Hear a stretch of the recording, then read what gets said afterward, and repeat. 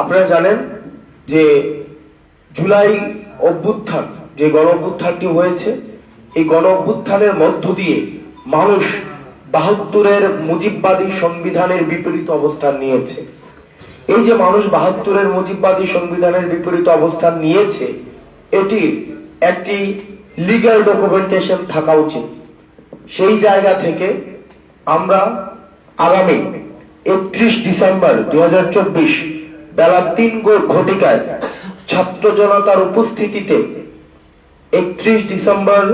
২০২৪ এই যে ২৪-এর গণ অভ্যুত্থান, সেটিকে আমরা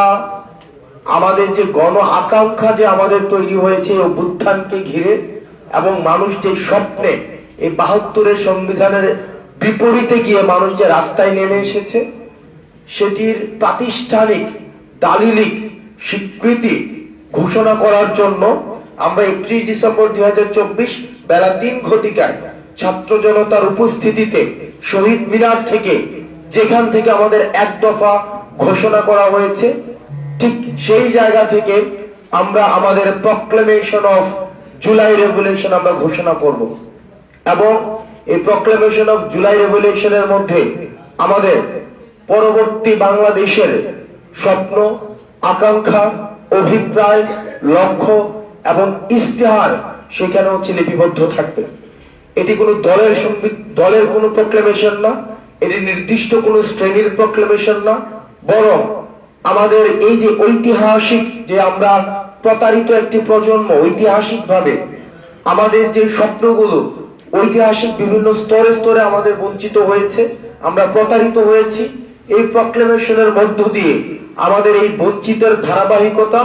যেন আর না থাকে এবং আমাদের গণমানুষের আশা আকাঙ্ক্ষার যেন প্রতিফলন ঘটে, সেটির একটি ইশতেহার জনগণের সামনে, জাতির সামনে সেখানে ঘোষণা করা হবে। এবং ৭২-এর যে সংবিধানের বিরুদ্ধে মানুষ দাঁড়িয়েছে, মুজিববাদী চেতনার বিরুদ্ধে মানুষ দাঁড়িয়েছে, আওয়ামী লীগের এই যে ফেসিবাদের বিরুদ্ধে মানুষ দাঁড়িয়েছে, এই বিরুদ্ধে দাঁড়ানোকে সেখানে আমরা চাই স্বীকৃতি দেওয়া হোক। আমরা চাই এই মুজিববাদী সংবিধান কবরস্থ ঘোষণা করা হবে।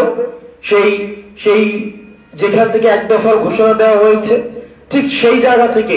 মুজিববাদী ৭২-এর সংবিধানের কবর রচিত হবে। ঠিক সেই জায়গা থেকে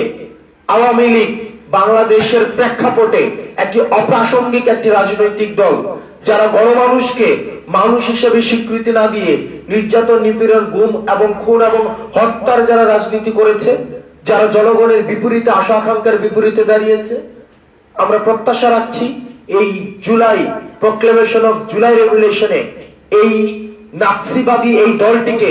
সেখান থেকে বাংলাদেশে অপ্রাসঙ্গিক ঘোষণা করা হবে। এবং মানুষ যে স্বপ্ন নিয়ে এখন রয়েছে, যে বাংলাদেশ একটি দীর্ঘদিন বাংলাদেশে একটি বিচারহীনতার সংস্কৃতির মধ্যে দিয়ে গিয়েছে, আমরা চাই এই শহীদ মিনার থেকে প্রক্লেমেশন অফ জুলাই রেভলিউশনের মধ্যে বিচার নিশ্চিতের আমরা ইশতেহার ঘোষণা থাকবে।